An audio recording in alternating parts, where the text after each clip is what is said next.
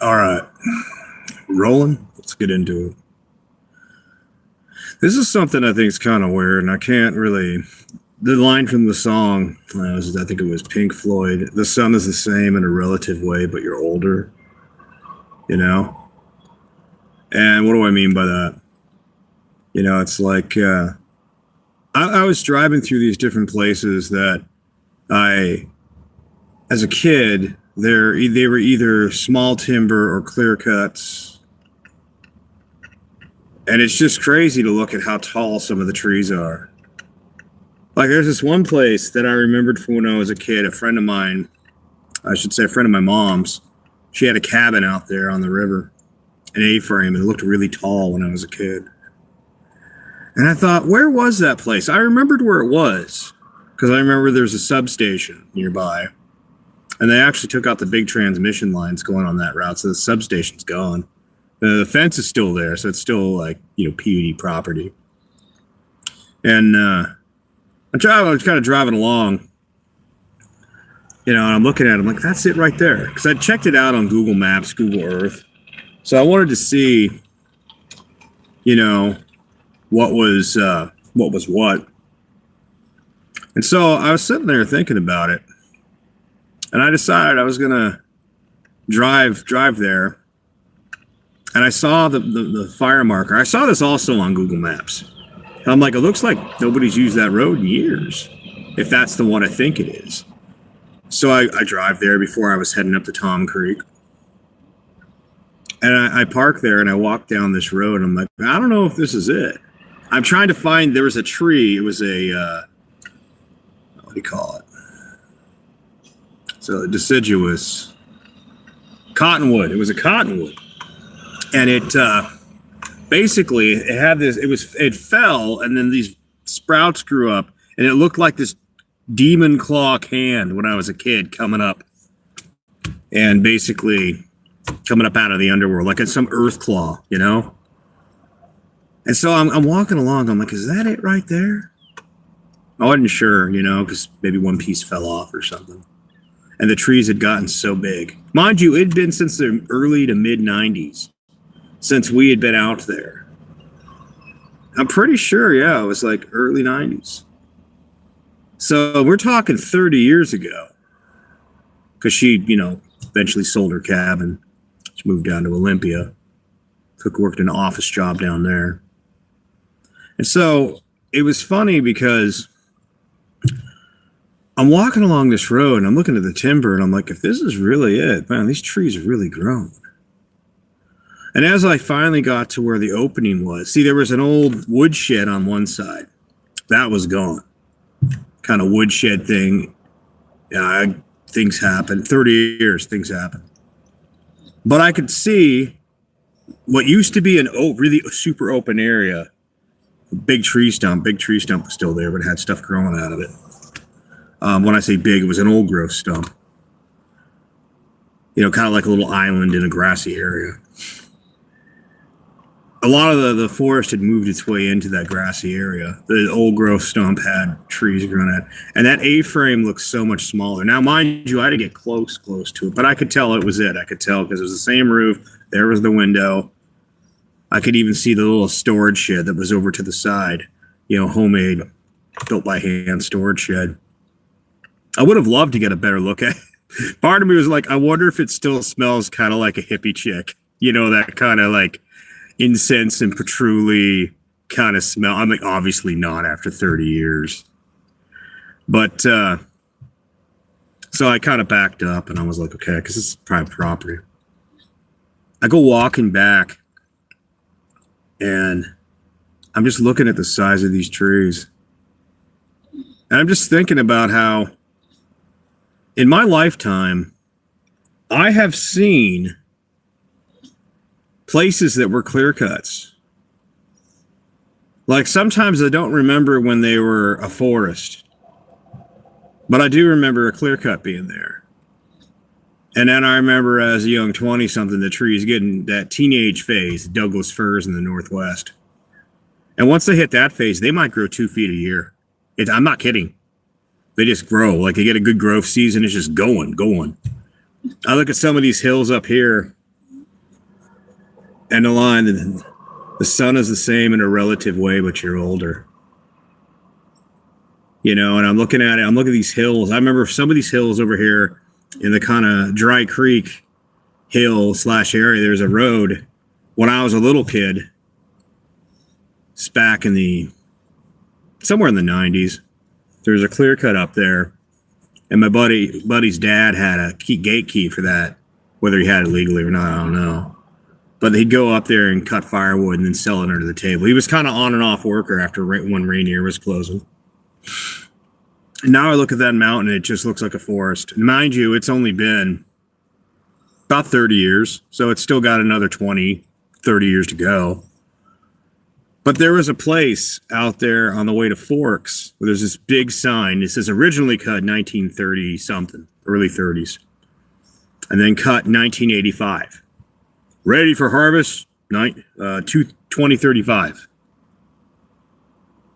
So I just have to sit back and wonder, this is kind of where I'm really going with this, how crazy it is as someone, if you lived like 100 years, you know, like someone that had, like you were raised as a kid and there was a beautiful forest that was planted long before you were born, you know, like 50 years before you were born. So you kind of grew up picking mushrooms in it and, you know, went out camping out there, maybe cut a fallen tree occasionally. It's by the time it's 70, it's really good stand of timber. And then it come along, and of course, as was planned, they end up logging the timber off. And then there's this desolate clear cut. What's funny about a desolate clear cut is a clear cut is only really you need to go outside. Yellow jacket flying around in here. A clear cut is only desolate to the eye that doesn't understand. In fact, we used to burn the clear cuts when we were done. Burn up the slag and whatnot. Sometimes they'll take a giant chipper up some of these places and take the whole slag and take every piece of waste wood and turn it into hog fuel. If it isn't good enough for chips, for pulp or something, it gets turned into hog fuel, which helps burn for the kilns and all that. There's really not much that goes to the waste in the forest. And yeah, they used to burn it, so you get a lot of mushrooms. And what's funny about it is to the eye that can't really see, there's a few years there, right after the clear cut happens. Like I said, we think at least a couple of years before they replant, usually, or a year. Depends on the place. You know, because you want to get all the firewood, everything you can out of it. You start getting like berries, brush. You know, not so much heavy brush. The heavy brush actually really survives really well underneath the canopy of the trees. It's kind of a jungle, to be honest. It has its own environment under the forest, you know. And I think about it from the standpoint of those years where you get a lot of blackberries and, you know, you get like foxglove, otherwise known as digitalis. And if there was a burn around there, you might find some black morels. And then there's that kind of weird part of it where it gets so thick because they plant way too many trees initially and then they just go out and thin out the ones that don't look so good. Where it's good for after the clear cut, when it's pretty thick, it might be good habitat. You might even get some berries, some bear, some deer, grouse. And if for a while there, if you're like with me with the solar on the van, it's actually really good camping. You know, you get up in there and there's like, you could park, assuming the road's even open. That's the problem you have these days. You get a number of years there that if you were just kind of a guy that was camped in the middle of nowhere, you got the sun, assuming there's a creek nearby, you got that. And then it's funny, there's places that are just like what I described on these mountains. Back in my late teens, early 20s. I remember right after I got out of high school, I was living in the Welcome In trailer park. And I got on my 10-speed, like an old school, the handlebars down. You could get them at Goodwill, whatever type of thrift store. You get them like 20, 30 bucks, maybe 15 to 30 bucks. You could get a 10-speed back then. You know, they went out of fashion, new fashion, old people die. You got this 10-speed. So I take this 10-speed, I ride along 101, the opening of the dry creek area. And I stashed my bike in the bushes. I should have just walked my bike up there, honestly. If I had a mountain bike, it would have been, because I was hiking anyways. Then I could have just rode down. And I walked all the way to the end of this road. And it was clear up there. There were small trees about, I'd say, 3 to 5 feet at max at that point. So they were still baby, but getting their way to being juvenile. And I could see up the Elwha Valley, up I think it's a Little River Valley, up Indian Valley, and out into the greater area of the Strait of Juan de Fuca. You could see Striped Peak. You could see the mountain range going towards Joyce. You could see all the way out there to the Murdoch area from that position.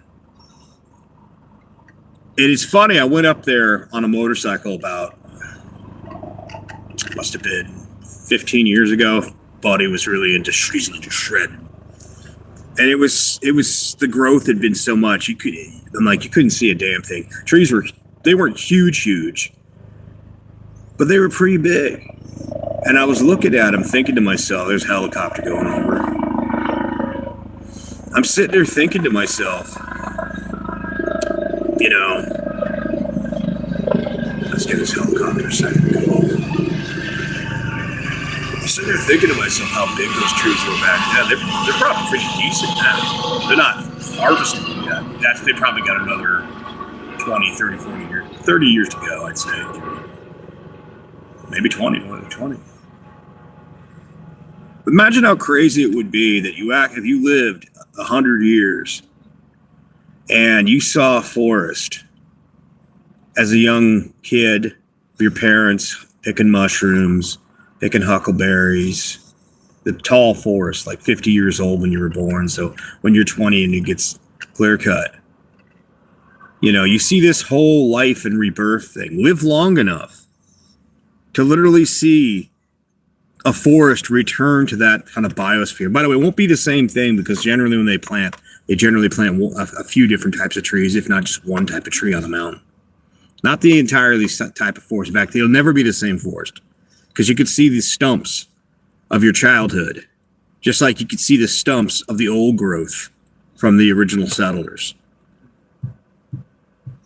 But you're out there and you're there long enough to see the whole atmosphere slowly return. From beautiful forests, clear-cut devastation, regrowth, reprod, growth, hunting, camping along the way each step. And then eventually, as the old roads are basically consumed by the land itself if they're not taken care of. One day, the cutback gets cleaned up again, and you're like, 70, 80 something years old, and there's a new clear cut where it happened again. You live long enough, you may even see the reprod get green enough to hit that teenage phase again. It really is incredibly crazy when you think about it. And these trees grow so fast out here. And the alders are a whole different game. The alders are like, it was as tall as me. 20 years later, you got a full ass forest. And then within the alders, then eventually comes up the firs, the cedars, somewhere along the line, some of the hardwoods like your maples. That's how a natural forest works. I think the cedars are actually the last on the line. Yeah, but it's kind of amazing when you look at it. That whole process of regrowth in life. Anyways, y'all take it easy. I need to go out and take care of some stuff.